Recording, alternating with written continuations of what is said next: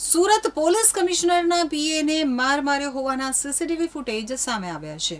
સુરતના નાના વરાછા ઢાળ પાસે ટ્રાવેલ્સની બસના લીધે સર્જાયેલા ટ્રાફિકને હટાવવા ગયેલા પોલીસ કમિશનરના પીએ એવા હેડ કોન્સ્ટેબલ ઉપર લક્ઝરી બસમાંથી ઉતરેલા બે વ્યક્તિ અને ભાજપના ખેસવાળી કારમાં આવેલા લોકોએ ઝપાઝપી કરી હતી। હાથમાં પહેરવાના હથિયાર વડે હુમલો કરતા હેડ કોન્સ્ટેબલે નાકમાં ફ્રેક્ચર થયું હતું તો બનાવ અંગે કાપોદ્રા પોલીસે ગુનો નોંધી તપાસ કરતા કતારગામનો કાર ચાલક ઘર બંધ કરી ફરાર થઈ ગયો હતો। જ્યારે ઘટના બની ત્યારબાદ કાર ચાલક બિંદાસ એક પાનના ગલ્લે ગયો હતો અને ત્યાં તેણે સિગરેટ ફૂંકી હતી।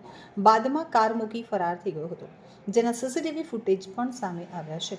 હાલ કાપોદ્રા પોલીસે કાર કબજે કરી વધુ કાર્યવાહી હાથ ધરી છે, જ્યારે આ કારની અંદર ભાજપનો ખેસ પણ મળી આવ્યો છે।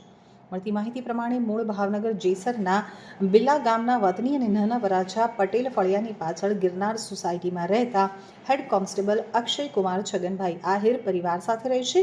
અક્ષયકુમાર પોલીસ કમિશનરના પીએ તરીકે ફરજ બજાવે છે। 5 ફેબ્રુઆરીની રાત્રે નોકરી પૂરી કરી તે પોતાની કારમાં ઘરે જતા હતા। 10 વાગ્યાના અરસામાં નાના વરાછા ઢાળ પાસે આરોગ્ય કેન્દ્ર સામે રોડ ઉપર ટ્રાવેલ્સની બસો અને અન્ય વાહનોના કારણે ટ્રાફિક જામ થયો હતો, જેથી તેમણે કારમાંથી ઉતરી અને ટ્રાફિક ક્લિયર કરાવવાનું શરૂ કર્યું હતું।